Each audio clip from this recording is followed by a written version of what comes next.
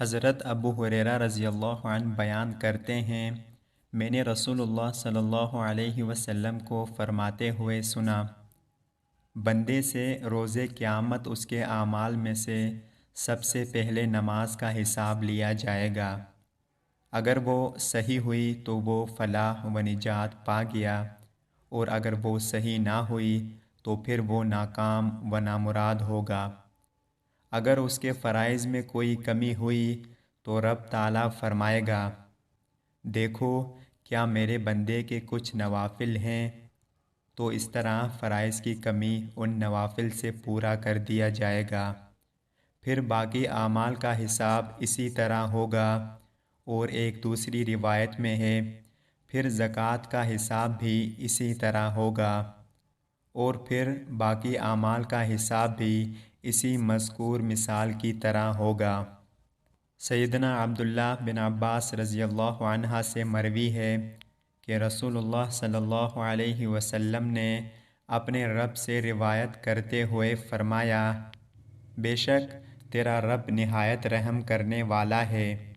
جو آدمی نیکی کا ارادہ کرتا ہے لیکن اس پر عمل نہیں کر پاتا تو اس کے لیے ایک نیکی تو لکھ دی جاتی ہے، اور اگر وہ اس پر عمل کر لیتا ہے تو وہ اس کے لیے 10 سے 700 گنا تک بلکہ کئی گنا بڑھا کر لکھی جاتی ہے۔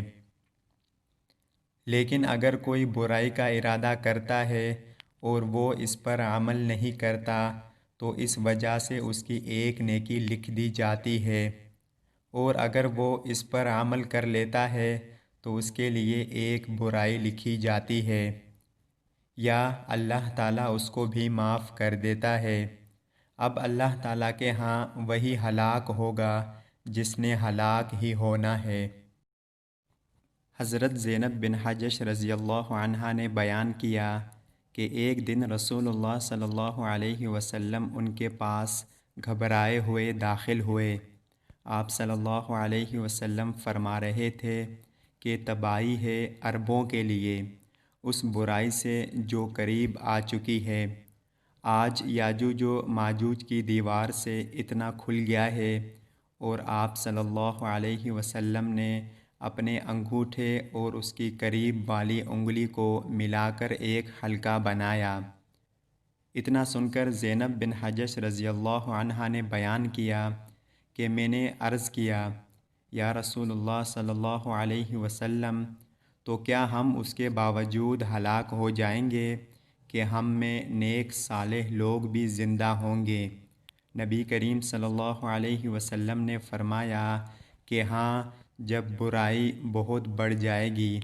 اللہ تعالی ہم سب کو ان پیاری احادیث پر عمل کرنے کی توفیق عطا فرمائے، آمین یا رب العالمین۔ السلام علیکم ورحمۃ اللہ وبرکاتہ۔ آپ سب دیکھنے والوں کا بہت شکریہ۔